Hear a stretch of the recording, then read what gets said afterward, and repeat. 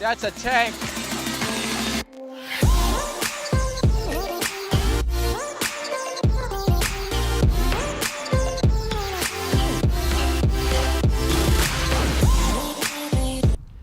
You guys paying attention? Ooh, we got a fish on. All right. Today, we're talking about shad on the fly. How do you catch shad on the fly and why would you want to do it? My name is Jacob Nixon. You're watching Geek on the Water. If you're brand new to the channel, go ahead and hit the subscribe button and like this video because I'm very excited to share with you one of my favorite species to catch right here in Richmond, Virginia. That is the hickory shad and the American shad. Stay tuned and we're going to cover some tips and tricks on how to do that. Oh, that didn't sound good. Gosh, I look buff in this shot right here.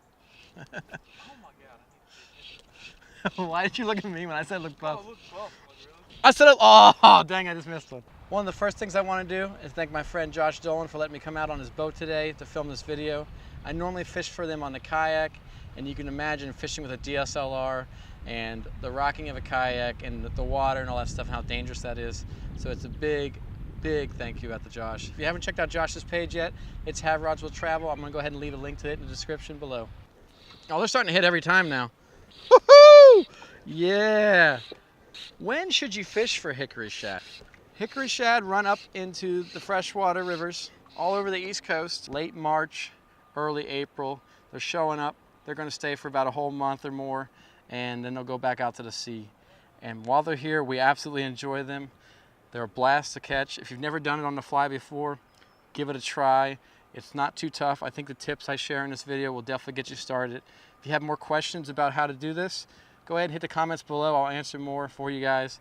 But I love it. They come up in here to spawn. Anywhere you see a fall line on those freshwater rivers, you're gonna see good runs of hickory shad, as long as they're not dammed up at the mouths. Here in Virginia, right in Richmond, downtown, there's a fall line, and that's where our hickory shad and our American shad come right up. And I am seriously maybe a 20-minute drive from one of the coolest fisheries that this state and even the East Coast in general has. Ho! What are they, andronymous? Is that the word? Not andronymous. I don't know. I always get Adrenagamous? I don't know what it is. Anagamous. I think it's what it is. Anonymous shad. If that's wrong, you all can Google it. They all look pretty similar. But if you look at the images of an American shad, you're going to see that the lips on the American shad kind of meet at a point, midway down the face, essentially. And then the hickory has an extended underjaw. That's kind of the most prominent way that I know how to tell the difference. And even I get confused sometimes. So one of the big reasons we want to know the difference between those two, though, is the American shad is actually protected. You cannot keep them, at least in Virginia. Fly presentation. How do you want to present the fly? You want to get it down to where they are, so that's going to actually require you to let the fly line sink. A lot of times they'll be 6, 8 feet down, something like that, and I just use a count method. So if you think they're 8 feet down and you think your fly line drops a foot every second, count 8 seconds down, and then start retrieving as fast as you can to that area. That's what usually gets the bite. Oh, just missed one. That's what usually gets the bite, but sometimes a slower retrieval will also get the hit. It depends on what mood these fish are in. Not the fastest strip you can do ever, but they're pretty fast. That's about as fast as I can go there. That brings me to another piece of advice. If you're not used to stripping line and you don't have any calluses kind of built up on your fingers, you may want a stripping guard or gloves or something. A real easy fix is just Band-Aids. Put a couple Band-Aids on the crease of your finger there. That'll keep the fly line from wearing away and kind of burning your fingers. You'll see here I got all kinds of cuts on my fingers today just from one day of fishing for them. This is not really for the faint of heart. This is a fast strip, fast fighting fish. Not anywhere near what a tarpon does, but they do jump. And they give you a good fight and they put a full bend in an 8-weight rod. I'm going to try to step back and show you that bend in that rod there. I don't know how well. Oh, he just jumped. The reason they strike is not to eat. So real important to know this about shad. Shad are not actually hitting your lure or your fly because they're eating it. They're actually just trying to kill it because they think it is a minnow or a leech or something in the water that has taking one of their eggs, or he's going to eat one of the eggs because they're up here spawning. Let's talk about what flies you're going to want to use for shad. You're looking for bright, maybe size 6, size 4 hooks, long shanks. But I'm going to show you the ones I have here. These are called shad puffs. The head kind of looks like an egg. So it's a bright egg, like a pink egg, a purple egg, chartreuse egg. And then the body is just silver, like a bait fish. And then your tail's real short, because these fish will short strike a lot, just like that one just did. You're gonna want a little weight on that fly too. So I put a bead head in mine. That helps it kind of get down faster too. They're pretty simple, but they're pretty fun. Oh my gosh. If you've never done this before, you gotta do it. You gotta do it. All right, trying to land this fish real quick. Then get back to talking about flies. You'll see the fly I'm catching this one on right here has actually got a pink head on it. And we're gonna have, I think, a white marabou tail.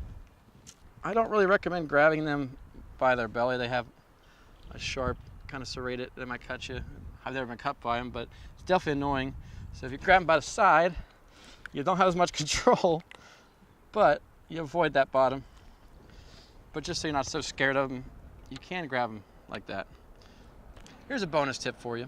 In the low light conditions, so early morning, late in the evening, the shad tend to pick up on their activity. It seems like they're biting more often. You're catching more of them in those time of days. We're seeing that actually right here today. Early in the morning, I got a lot of action, and then here in the evening, I'm getting a lot of action. The rest of the day was pretty consistent, but it was nowhere near as gangbusters as it's been the last 30 minutes or so here with this light starting to drop down behind the trees. Let's talk a little bit about gear. This is an 8-weight rod with an 8-weight reel, and then a sinking line. This is not a full sinking line though. This is a sinking tip with an intermediate running line. I recommend actually something in the 300 grain sink tip range. That's gonna be good with an 8-weight. If you wanna go down to that 6 or 7 weight range, that I also recommend probably a 250 grain. If you wanna move up to a quicker sinking 8-weight line, use the 350 grain. I personally have the 350, the 400, 300, and 250 grains for all kinds of species that I fish for. But most of the time, my go-to is going to be an 8-weight with a 300 grain sinking tip, intermediate running line. Your leader is not going to matter that much. They're not really leader shy. So go with something kind of heavy. That way, if you do catch a striper or something big in the mix of them, you won't lose it. So probably something in the 15-pound fluoro. It's just going to be absolutely fine. 20-pound if you want, 10-pound. So you're going to cast here. It's a big, heavy line, so you do got to cast kind of fast. So I do recommend a fast action rod. I wouldn't recommend a full sinking line. That is a bear to cast.